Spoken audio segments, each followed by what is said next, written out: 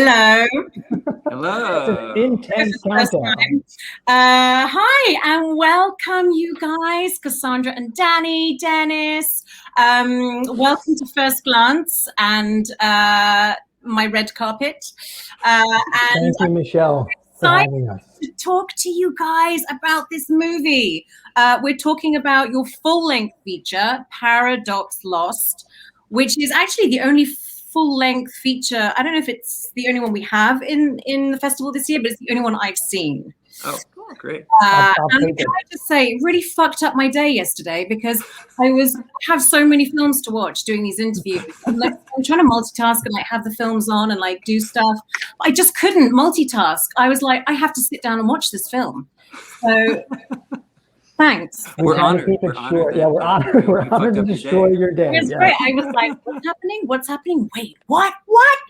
It was so good. And it's a brilliant idea. I'm so bummed I didn't think about it. I was like, God. So I want to talk briefly. Actually, let's introduce ourselves first before I get into the questions. So maybe we could go around starting with Dennis. Introduce yourself and the role or roles that you played in this movie. My name is Dennis Crillette. I played Copper in the movie. I wrote and directed it and produced it. Yeah.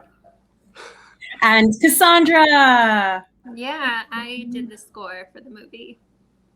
And Danny. Hello, my name is Danny, and I played Barnaby, the lead, and I was also a producer on the film. Amazing. Well, I'd like to start, Dennis. Did you write it, Dennis? Wrote it. Yes. Okay.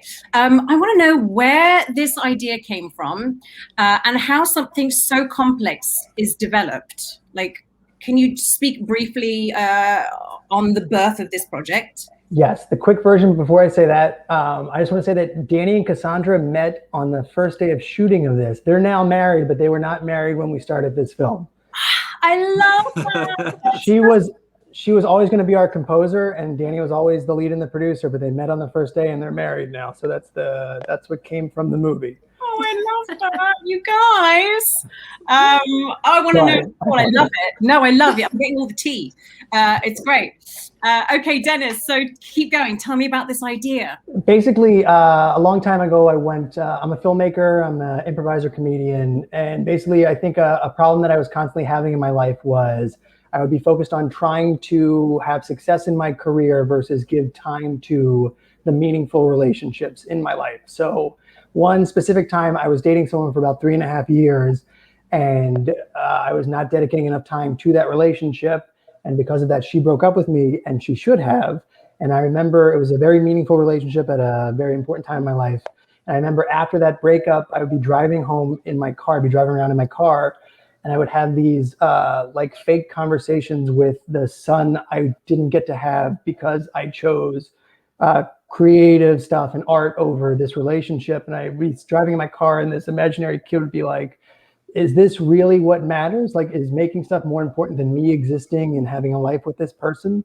And that's kind of where the idea of this, having those, not to sound crazy, those long conversations with a kid that wouldn't exist because of my choices, is kind of where this started. And then realizing we were going to do it for low budget, and then what we had in the means and what we could show and not show really shaped how to tell that story to me. Wow, that's so powerful. I didn't imagine that was going to be your answer at all. I'm like, ooh. I like time travel. Awkward. No, I'm kidding.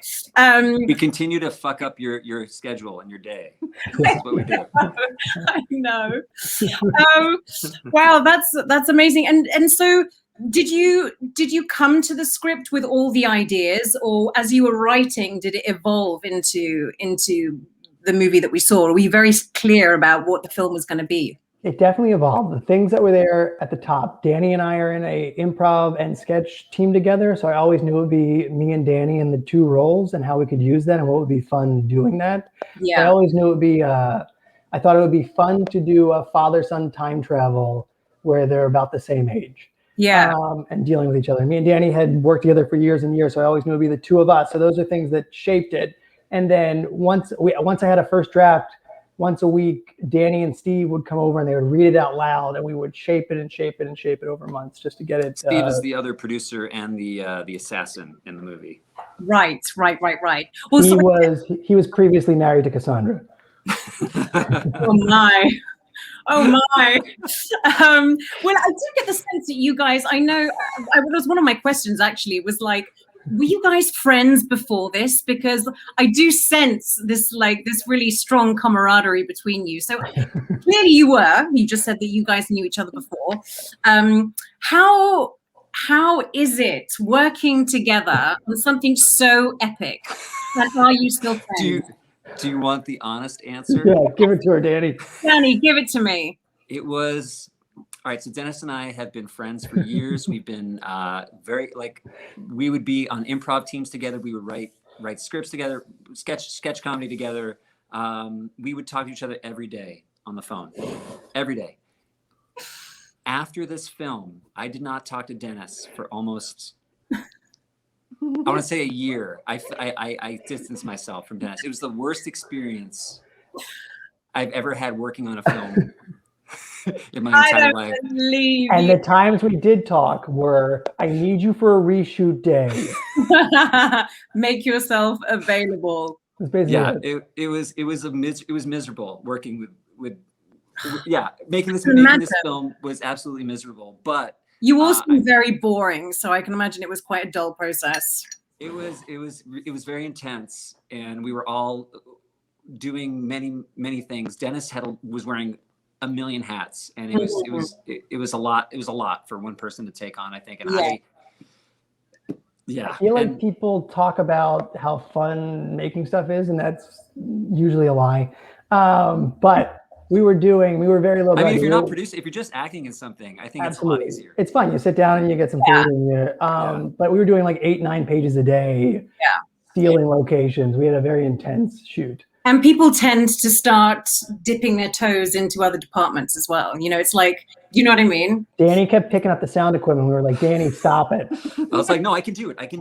Just roll it. By the way, that's just the hardest job ever. Like holding the worst. I'm like, toughest job on set. And what's the fulfillment? What's the creative fulfillment of it? Hey, so Cassandra, I would love to hear about scoring this movie.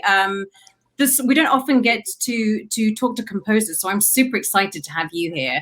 I really felt the music was magical. There was just something magical about it. It's the only word that keeps coming to mind.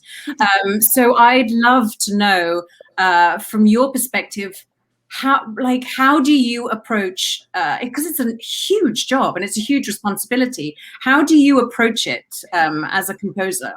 Yeah, it was a lot of watching it over and over and over, and being awake almost all night working on it with Dennis for most of that period too.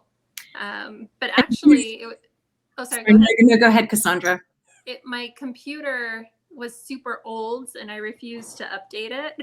So the screen was really dark, which made it darker, which affected the music. And so I don't know if it was Dennis or Steve had come over there like, this looks really cool, because it was so dim. It was so dim. Yeah. But the music kind of formed around this darkness that was in it. So it just worked out really cool. I saw it for the first time after it had been cut. It was so bright, and I was like, what the heck? I loved it. The whole vibe was a little, I mean, I hate to compare things, but there was something about the Stranger Things about it, which got me really excited. I loved it. Gosh, I want to know, Dennis, for you, because you took on so many roles, is there one that you naturally gravitate towards? Oh, sorry. Go ahead. I apologize. No. Go ahead. I want to say too. To me, the movie has a lot of different tones, and the score is the thing that kind of keeps it all together. It's like the glue that says this is our constant. So to me, the score is. Before the score was on it, I was like, game changer, right? I was like, we got some problems. But yeah, with the score, like this could work. To me, in a perfect world, I feel like a lot of things get taken on just because you have to, because you're. But if I could do it more, like I enjoy the performance of it. I enjoy like being an actor in a thing is probably a fun and creative outlet. And I think if of all the things, I love writing, but of all the things, I think performing is of the moment and fun and visceral, and that's the one I prefer if I could pick one. Yeah. And when you're having to make decisions on set, with you guys working, together, like who gets the final say? Is it you, Dennis, because you're wearing the most hats, or do you actually look to say Danny or Stephen to help you make those big decisions? Like, where does the responsibility lie? I think it is collaborative, absolutely. But then there definitely comes a point where everyone wants to go home. And you're like, you can't go home yet. We have to try and shoot more. So I think at the end of the day, the final, you have to it's a collaborative thing, absolutely. But I think at the end of the day, you probably have to be the one who has to make the tough, like, we need to keep going, or we have to try and still get this. I think because Dennis and Steven and I produced it. It was in my eyes, even though it started out being equal, it was always Dennis's baby. This is Dennis would always have the final say in whatever it is. So I always went in. I went into the project knowing like let him have fun and let him make the final choices. Yeah. And how long was your filming process? We shot for 16 days. Wow. And then over the course of the next year, we came back and shot. We picked up a couple of scenes. We like 5 or 6 more, not full days, but 5 or 6 like pick up little days. Yeah. And I'd love to know, like, from each of you, what either a lesson that you learned from making this epic feature that you could, take into your next creative project, or just like a personal highlight. Cassandra, let's start with you. I mean, apart from getting married to Danny, obviously. Yeah. I mean, I loved sci-fi, so it was just really cool to, do something that was really fun for me creatively. Yeah, I think that was the best part. It was just a really cool movie, and doing the score was really fun. Yeah, amazing. Thank you, Cassandra. And Danny, what about you? Obviously, other than meeting Cassandra. We also had a baby. Yeah. So did you really? Did you really? We had a pandemic baby. Yeah. Yeah. Congratulations. You guys are the cutest. I'm loving this. You need to write a movie about this. This is a movie I want to see. Dennis, get on it. That's amazing. Oh my God, you guys have done so much in your pandemic year. Like, yeah. Oh my God. If I got out of bed and made it to my yoga mat, that was a good day. So, you made a movie, you got married, and you had a kid. You like crushed it. And finalized her divorce with Steve. Yeah. Dennis, what's his name? Danny, sorry. No. Keep going. I want to hear something related to the film, as brilliant as all that is. Highlight or biggest lesson? Biggest lesson. I think for me, it would be to take more time and not try to rush. That was gonna be mine. You just took it. Definitely, yeah, because we got going. Like Dennis had a fire in his pants and needed to. I'd eaten strange foods. There was a fire in my pants. And I was hesitant to go into it like so quickly, but we got it done. I just wish we could have taken more time. So in the future, if there is another project, to actually spend way more time pre-production wise. So when we go into it, it's a little easier. Yeah, definitely if working with Dennis again, to give him some help. To make sure he has an AD and just people around him to create his vision. It wasn't enough just having Steve and I around. Yeah. Cool. Thank you. I felt bad for that. Yeah. There's all so useful though, isn't it? Things that maybe you don't consider first time around, you go, well, shit, things that I would do differently. It's, every film is a lesson, a huge lesson. Absolutely. Dennis, what about you? Same thing in a kind of a slightly different way. It was we had a small budget, so we only had a certain number of days we could hire the crew that we had. So but in a different world, yes, same thing. I would try and do half the number of pages in a day and give everything more space, as opposed to killing yourself to get 3 scenes in a day, as opposed to 1 scene in really. If you can find a way to give yourself more time on the actual day, do it. And don't get me wrong, I get that costs money. And if you're going on a small budget, it's tough. But if you can find a way to give yourself more time is a miracle. Yeah. Great advice, and great advice because I mean a lot of filmmakers watching these interviews. So I always like to ask this because Sure. share the love. Anyway, we're already over by 1 minute. We've got to go. I love meeting you guys. Your film is amazing. Thank you so much. Very So nice to nice meet to you. meet you as well. Thoroughly enjoyed it. I thoroughly. Yay. Oh, that's awesome. We have Dennis, we have one person that likes the movie. Yay! Well, thank you so much for joining me at First Glance. We're super excited to have your movie with us this year. And thank you to It's a Short for making this interview tonight possible.